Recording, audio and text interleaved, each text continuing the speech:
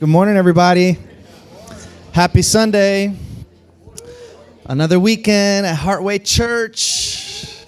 Thank you for choosing to spend your Sunday morning with us. Another shout out, by the way, to all the volunteers who came out to our outreach event yesterday. I got to hang out there as well at the Artist Living Center, just like a block down. They're our neighbors. And it was so funny because there was this one guy. He was the first person in the room. And when he came in, he was in his wheelchair, and they put him up into the table where he was going to sit and do his arts and crafts. And I walked up to him, and I said, "Hey, how are you, my friend?" And this is what he does. He was like this. I was like, okay, all right. A couple minutes later, I see one of our other volunteers, Claudia. She sits right in front of him. She goes, "Hey, how are you? Do you want to do some arts and crafts?" Like this. And we're like, oh, man, this is going to be a long morning. Well, next thing you know, all right, one of the workers comes up, and she goes, "Hey, Larry!" And he goes, "Hey, how are you?" I'm like, really? Here we are. I'm here thinking the guy's deaf. I'm like, oh, my goodness. We just didn't speak loud enough, huh? Making assumptions about people. Don't do it, because you may be wrong. That was so fun. It was so great to be with. I was singing Michael Jackson to some of the ladies. They were mesmerized. Yeah, I mean, it was kind of scary. I asked one lady, I was like, "Hey, how are you doing today?" She's like, "Oh, I'm feeling really lucky." And I was like, all right, calm down. That was hilarious. Oh, my gosh. Oh, and also, I know we just heard this, but I'm going to reiterate it because I will be here, and I want to personally invite you to come and hang out with us on Wednesday night for yoga, okay? Because it's going to be great. It's just a great time to stretch our bodies, and it's like a form of moving prayer is how I consider it, and so I would love to see you there for that. Now, for today's message, we're going to start with a passage of Scripture in the book of Genesis. It's a long one, but it's a good one. It says, that night, Jacob got up and took his 2 wives, his 2 female servants, and his 11 sons and crossed the ford of the Jabbok. After he had sent them across the stream, he sent over all his possessions. So Jacob was left alone, and a man wrestled with him until daybreak. When the man saw that he could not overpower Jacob, he touched the socket of Jacob's hip, so that his hip was wrenched as he wrestled with the man. Then the man said, "Let me go, for it is daybreak." But Jacob replied, "I will not let you go unless you bless me." The man asked him, "What is your name?" "Jacob," he answered. Then the man said, "Your name will no longer be Jacob, but Israel, because you have struggled with God and with humans and have overcome." Jacob said, "Please tell me your name." But he replied, "Why do you ask my name?" Then he blessed him there. So Jacob called the place Peniel, saying, "It is because I saw God face to face, and yet my life was spared."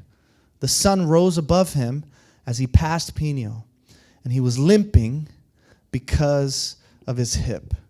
So the title of my message today is The Blessing in the Wrestling. And I know there are a lot of us in here this morning who are in a wrestling season. We are going through it. We are fighting battles that some people know nothing about. It's hard for us to sleep at night. Our mind is all over the place. We got those intrusive thoughts bugging us and telling us things that we just don't want to hear, and we wish we could just escape because it feels like the whole weight of the world is on top of us. And of course, our inclination in those moments, at least sometimes for me, is just run away, hide, not deal with it, pretend like it's not there. And yet something that I've learned, not just through the scriptures, although it's very prominent there, but also through my life experience, is that more often than not, our greatest blessings come from our most challenging struggles. Anybody else know that to be true?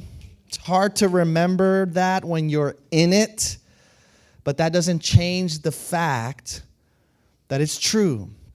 And in this story, we find Jacob in his own struggle. He's wrestling with this angel, and it gets to a point where it's not going anywhere. Jacob's not letting up. The angel's not letting up. And the angel says, hey, why don't you just drop it? Let this go. And I love how Jacob responds when he says, I will not let go unless you bless me. I refuse to let this struggle be in vain. Jacob was intent on receiving his blessing in the wrestling, which reminds me of what you and I tend to do when the going gets tough, when there's drama, when there's issues, when there's problems, when we go through traumatic experiences. Isn't it true? We usually like to file that stuff away. We like to push it to the back of our mind. Don't say that name. Don't bring up that experience. We're just going to act like that never happened. We let go before we fully process things. And when you let go before you fully process things, you can't receive the blessing that's for you in that thing. And so because some of us don't sit long enough with those experiences, because they're so painful and we want to run from them, we don't take the time to reflect. And so part of the spiritual practice is to learn how to sit with those experiences that you rather run away from, to look at them from different angles, to truly reflect on what's there until you can extract the blessing from it. Until you can get the lesson, until you can get the insight, until you can get the wisdom that is embedded in that situation for you. Because everything that you go through in life has something of value to offer you, without exception. If you're experiencing it, it's because that experience is there to be of service to your evolution. However, you have to be intentional about embarking on that journey of evolving and going through the things that you go through. You have to be intentional about extracting the wisdom. You have to be intentional about sitting with it, praying about it. Don't stop praying about it until you get the revelation. Don't stop praying about it until you get the insight. Don't just push it aside as if it didn't happen. Sit with it. Yes, it's uncomfortable. But if you don't sit with it, if you don't process it, if you let it go before you do that, then all you're left with is a wound that doesn't get healed. And that affects the way that you show up in your everyday life. That affects the way that you think about the world. That affects your joy level. That affects your peace level.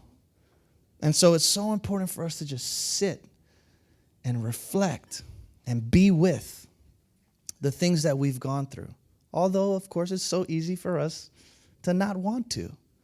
You know, when I'm in the hospital and I pray for the sick, oftentimes I take a little vial of oil, anointing oil. And oil in the scriptures is very significant. It's very deeply symbolic. Oil represents God's presence, God's power, God's blessing, God's favor. Okay? Now, the thing about oil is, in order to get olive oil, what do? You got to get some olives, and you got to crush them. You got to press them down. And the crushing is what produces the oil. The pressing is what brings about the oil. So no crushing, no oil. No pressing, no power. You understand? That's how it is with life. So if you're feeling crushed, if you're feeling pressed, know that God is producing something in you. God is setting something up for you. There's blessing on the other side of the crushing. There's abundance and life and joy on the other side of the pressing. We've just got to hold on. We've got to refuse to let go until we experience that which has been promised to us, that which is our inheritance. A really good example of this principle at work is actually found in the process of evolution. Okay, when it comes to evolution and the evolutionary process, okay, one author describes it as adaptation through adversity. Think about that. Adaptation through adversity. The idea here is when an environment changes for whatever reason, because of harsh weather conditions, maybe it gets too cold or it gets too hot, or maybe because of food scarcity, or maybe because predators come into the region. Okay, all of the organisms and species that live in that environment have to adapt and develop new characteristics, new traits, new qualities in order to survive in these harsh conditions and continue to survive and reproduce. And so I was reading the other day about this frog in Alaska, okay, that developed this ability. How cool is this? Developed this ability to freeze itself completely when winter comes. The frog freezes itself completely. There's no blood flow, no heartbeat, no brain activity, no breathing. It's just frozen until springtime. The ice melts, and it just continues on with its existence as if nothing happened. Isn't that crazy? But that's really cool. That's awesome, right? That this frog had to develop that capability in order to survive the harsh conditions that it was placed in. So other animals over time developed thicker fur because things were really cold. Or some animals developed the ability to camouflage because of predators that were around. So in that same way that they adapt through adversity, you and I also have been called to adapt through adversity. Adversity is there to propel our evolution. And through the adversity, we produce new character traits. We strengthen our resolve. We grow in our maturity. We become more expansive, which then helps us to be able to operate more efficiently and effectively the next time we're placed in a situation where harsh conditions may arise. And so all of the adversity in your life is there to produce something of value in you. But you have to be intentional about the process. You have to come with this posture that says, it's a posture of humility that says, God, teach me through this. God, stretch me. God, grow me. God, what do you have for me in this? But when you understand that this is simply the way of things, okay, that our evolution is entangled with our suffering, there's actually no other way for us to evolve as human beings into the fullness of who God has called us to be apart from suffering. When you understand that it all comes together, you don't lose hope when you're in the thick of it. Biblical hope, by the way, doesn't mean all of the things that you're wishing for are going to come true one day. That's not hope. Hope is confident expectation in God's goodness. And God's goodness may not look like what you think it looks like, but trust me, it's good. Okay? So when you can develop that hope in the midst of your struggle, my goodness, that gives you the strength to keep going. You're able to keep putting one foot in front of the other because you know none of this is a waste. None of this is in vain. I'm adapting through the adversity. The struggle is producing something in me. Yes, I'm being crushed. But what's coming out from this is something so beautiful, so valuable. I'm evolving, I'm growing, I'm changing. That is the process of life. Think about the process of giving birth. Isn't that an incredible example of this principle at work? Okay, birth is messy, it's bloody, there's a lot of suffering, it's hard, and yet on the other side, there's new life. New life. Okay? Through the pain comes new life. And of course, the best example of this is Jesus. Jesus' story ends with glory, with triumph, with victory, with resurrection. But before he could get to all of that, he first had to go through suffering, through heartache, through abandonment, through betrayal, through crucifixion. What's the point here? You cannot have the former without the latter. The two go together. Death and resurrection isn't just something that happened to Jesus. It's literally the universal pattern. It's how reality works. So when it feels like you're being crucified, hang in there. When it feels like you're being crushed and pressed, hang in there. When the adversity comes, when the difficulty comes, know that this is producing something in you of so much worth and value. Look at what it says in the book of 1 Peter. After you have suffered for a little while, the God of all grace, who called you to his eternal glory in Christ, will himself perfect, confirm, strengthen, and establish you. That's it. After you have suffered for a little while. But the promise is he's going to strengthen you. He's going to establish you. There's another translation that says he will ground you. I love that. Like yes, everything is unstable, but God will teach you to find a stability within yourself. God will teach you to find a stability in him that you cannot find in anything else in this world. You'll become more deeply rooted in your faith. You'll become unmoved by all of the chaos around you. What a gift. But that gift only comes through the wrestling. You can't get there without the wrestling. So the wrestling that you're going through is not an accident. The struggle that you're going through is not a surprise to God. It's actually a necessity. And if we could understand it as a necessity, that would help us to overcome so much of the suffering we inflict on ourselves when we tell ourselves, why are we going through this? I shouldn't have to be going through this. Think about that. We go through some crazy situations in life, and the first thing we think of is, this shouldn't be happening. I'm here to tell you, if it's happening, it has to be happening. It's necessary for it to be happening for the sake of your evolution, if you choose to see it that way. You don't need to see it this way, by the way. Okay? You don't have to, but it would be stupid of you not to.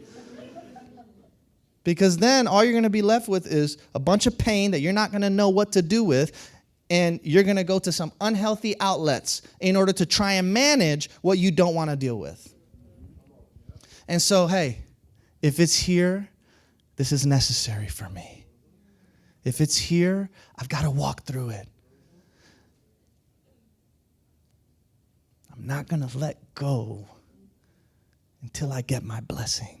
But the blessing will come. The blessing will come. When I think about the wrestling that we do in life, there are three big areas that we tend to wrestle with, okay? We wrestle with God, we wrestle with others, and we wrestle with ourselves. And oh man, these are some tough wrestling matches, okay? But when I really reflect on my own personal journey, I want to speak from my experience, I can say without a shadow of a doubt, so far, I'm young. I got a lot of life left to live, hopefully, maybe, who knows? I don't know. You know, my girlfriend gets so mad when I talk like that. The other day, we're having dinner. And she was saying something about, she was making plans for 3 months from now. I was like, yeah, well, if I'm here, All of a sudden, I don't like when you say that. It's like, why? It's just reality. I don't know. I'm crazy. Don't do dinner with me because then we, Anyways. We wrestle. I don't know how I got there. Okay, we wrestle. We wrestle with God. We wrestle with self. Okay, this is what I was going to say. What I've learned from my experience, okay, is that all of those moments of wrestling, those really tough, difficult struggles that I've been through in my life have simultaneously been the most difficult and the most rewarding moments of my life. Isn't that true? And it's like a package deal. The worst of the worst situations that I wouldn't wish upon anybody else that I've had to go through have also brought into my life the greatest blessings that I've ever experienced. Wow, how marvelous are his ways. His thoughts are above our thoughts. His ways are above our ways. I mean, even this place, Heartway would not be here. Heartway wouldn't be what it is if I didn't have my own wrestling match with God. Late nights, being a nerd, reading a bunch of books, wasting time. Really, now I look back as a wasting time, but I needed to do that because I was looking for answers. I needed answers. And these answers that I had, that I was given, didn't make sense. And then all these really smart people with PhDs all had different answers about the same thing. This person says this, and this person says that, and this person says this. Which one's right? And I knew in my mind, I had this, the only thing I could be certain of at one point was that God was love. God is love. But there was so much about the religion that was started in Jesus' name that was not loving. There's so much that I believed about God that was not very loving. And so I had to wrestle. And then I had to wrestle with some of the implications of modern day science and how that story seems to tell a very different one than I read in the scriptures. And I had to wrestle with just so many of what seemed to be contradictions in the biblical text. What do I do? What do I do with all this stuff? It was doubt and it was questions and it was difficult. And that caused an identity crisis in me. Because up to that point, my identity was connected to my religious beliefs. And when that started to crumble, who am I? What's going on? That's why most people don't want to go down that journey. I don't blame you. And you don't need to. You don't need to go as far as I did. I did it for you, so you don't have to. Okay? You just stay where you are and just, I'll never forget, there's a man by the name of Bob Roberts. He's a pastor in Texas. He's Southern Baptist, all right? And very, very traditional, very, very conservative, but to the T. And that man is the man that introduced me into the world of interfaith dialogue. Okay, I traveled to Dubai with him and a group of other pastors. I started an entire initiative here in South Florida with another rabbi and another imam and another pastor in the Miami area. I mean, for years, this was this huge part of my life where I got to actually make connections with people of other faiths, which God forbid, prior to that time. A Muslim? You're gonna go to a mosque to eat with a Muslim? Oh my gosh. It's like, what? And I remember we were having a dinner, and Bob, the guy who started this whole thing, was speaking to maybe 200 pastors, rabbis, and imams. And he got up on that stage and he started joking about wanting to baptize the Muslim imam. They're best friends, mind you. They're best friends, though. They're best friends. And so he's like, yeah, I've been trying to get this guy baptized. One day, it'll happen, right? One day. And then he goes up on and he says, I am as evangelical as it gets. I believe Jesus is the only way. I'm just not a jerk about it. And I was like, oh, man, I love that. It's like, I love that. I was like, where were you 5 years ago? I could have used someone like you with your posture. And maybe I wouldn't have, but I'm glad I went through my journey. I am glad that I went through my journey. But I thought, wow, what a great example that this man is still deeply rooted in his traditional belief set. He's just not a jerk about it. And that was what was bugging me so much when I was in seminary school, learning from these professors who didn't have a lot of nice things to say about all the other different kinds of Christians that weren't a part of our little bubble. And I'm like, why are y'all so mean? You know what I mean? You know, they're talking smack about the Catholics. I'm like, half my family's Catholic. You're telling me they're all going to hell? And then they're talking smack about the Pentecostals. I said, my other half is Pentecostal. So what is, you know what I mean? So I'm the right one. I'm the Baptist. Thank God that I found the Baptist convention. And I'm going to be saved. You know, this is how small-minded it is. And so I went through this whole process of rethinking my faith and questioning the doctrines and expanding my mind. And I thank God for it, even though it came with a crisis identity. It came with a dark night of the soul. It came with a lot of relational loss.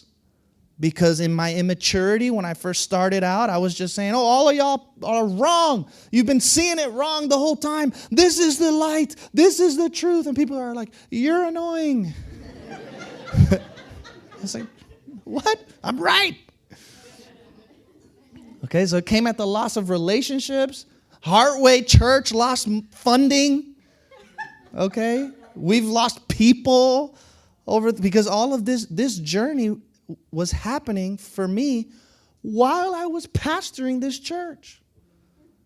So there were Sunday mornings where I was sitting right there singing worship songs, and I'm like, oh, I don't know if I really believe that.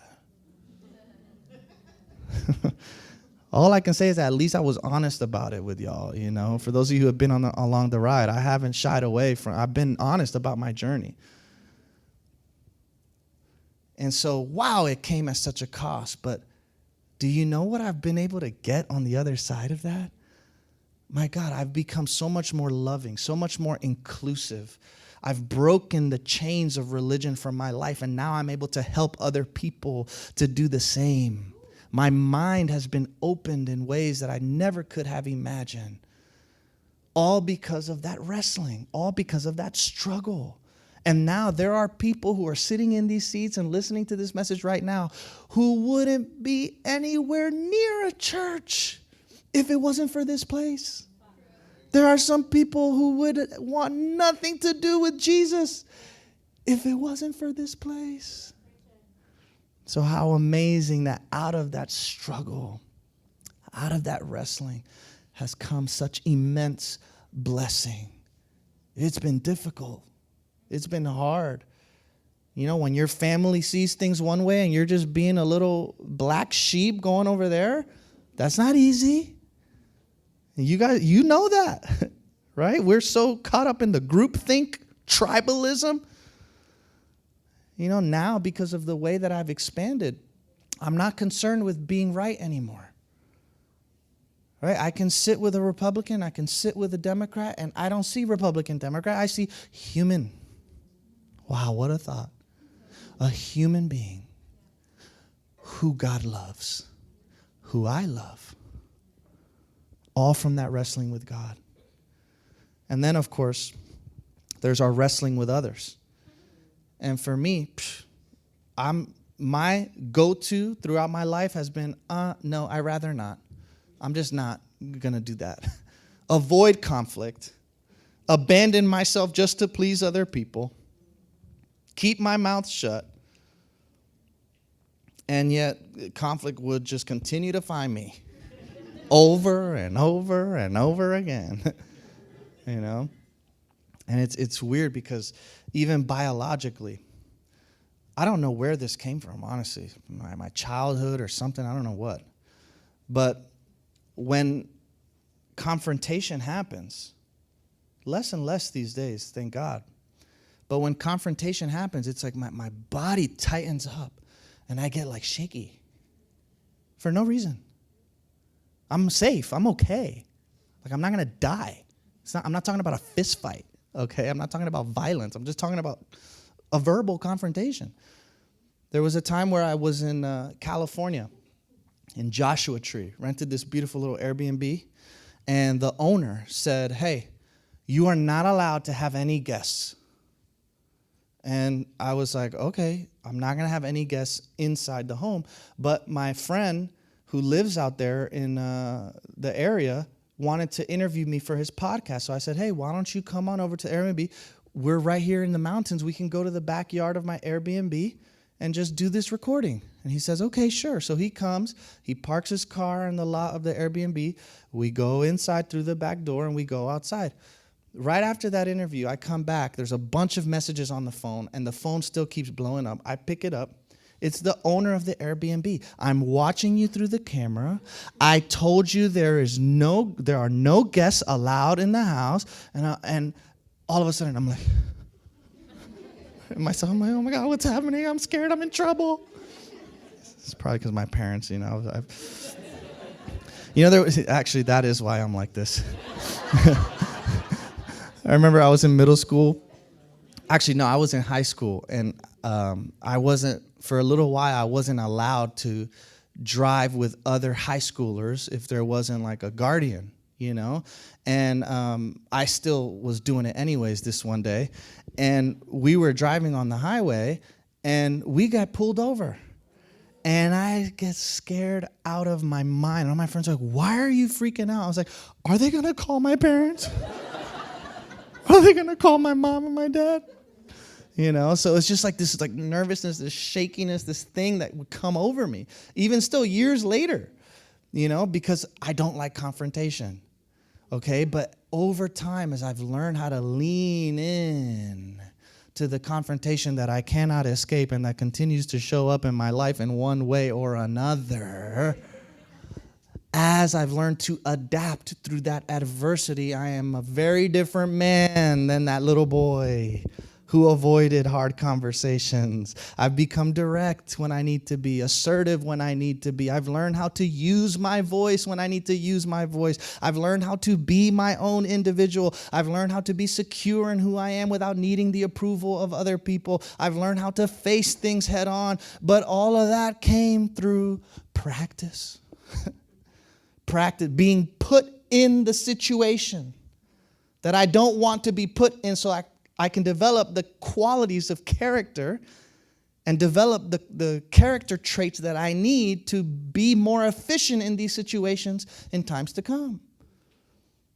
And so we've been praying, God, use me. God, stretch me. God, grow me. And then when He brings the situation that's meant to bring that out in you, we curse it. What? I don't want to be in this argument. I don't want to be in this fight. I asked for patience, but I didn't mean like this. Okay, but through the wrestling came the blessing. And then my wrestling with myself. I know a lot of you can relate to this wrestling with yourself. Sometimes we're our own worst enemies, yeah? We wrestle with ourselves. It's like Paul in Romans chapter 7. There's this one verse where he says, I don't do the things that I want to do. I actually do the things that I hate to do. I don't want to be doing these things, but I end up doing them anyways. It's like I'm powerless. Anybody ever felt like that?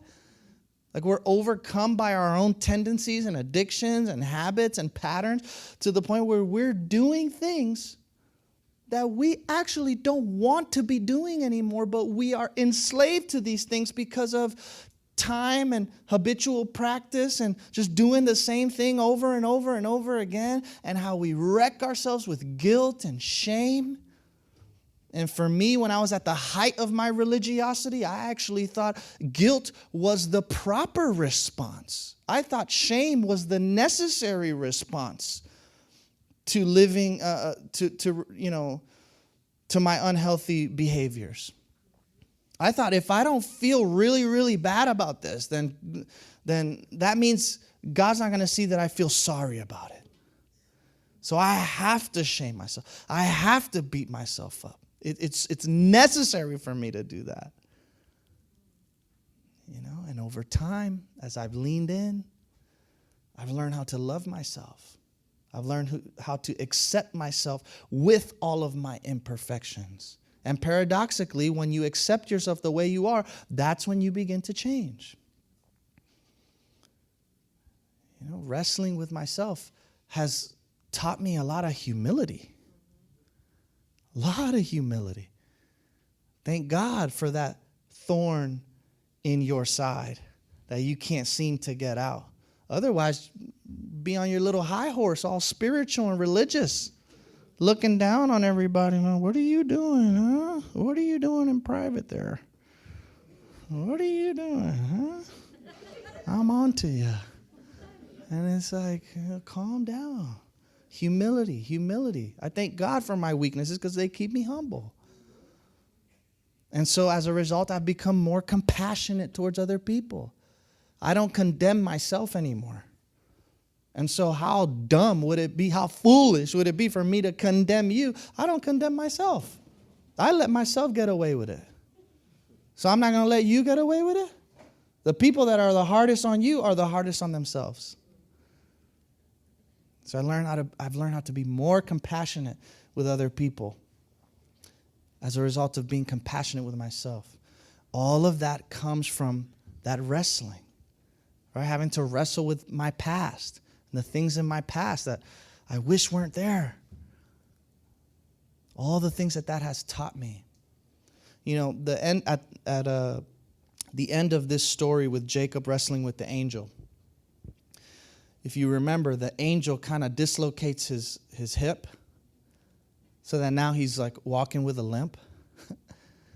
And so he leaves. The angel blesses him, but now he's permanently walking with a limp. And yet, the angel also, not only does he dislocate his hip, but he gives him a new name. He says, your name is no longer Jacob, your name is Israel. So he left with a blessing, he left with a new name, and he also left with a limp. Okay, both of those two things together. What's my point? Yes, you may be in a really tough wrestling match right now with God, with self, with someone else, with your past, with your dreams for the future. You may be coming out of that wrestling with a limp, but you're also coming out with clarity. You're also coming out with courage. You're also coming out with a new understanding of who you are. You're also coming out blessed. Okay? Remember that. Remember that. God is with you. Okay? God is with you in the wrestling. And even though it's difficult, it's also rewarding. Even though it's very hard for you, and even though you don't want to be in it, on the other side of it will be so much wisdom, so much growth, if you refuse to let go until you find it. Let's pray. God, thank you for the way that you have set this whole thing up. Even though we wrestle, even though we struggle, there's a blessing in it. Help us to be attuned to the wisdom that is embedded in our struggle. Help us to sit with our experiences long enough for us to extract all of the goodness that's there for us. Help us to remember that in the crushing, you're also producing something of value within. May we learn how to adapt through the adversity of our life, to use it all in service of our evolution. And to remember that none of our struggling is in vain. It's all purposeful. And it's all there, God, to bring us closer to you. And so we ask, Lord, that you open our minds and open our hearts. We are intent on growing, evolving, and changing through the struggle, through the wrestling. We're coming out with a limp, but we're also coming out brand new. And for that we say thank you. Amen. All right, everybody. God bless you guys. I hope you got something from this today. See you next weekend or at yoga on Wednesday. Woo!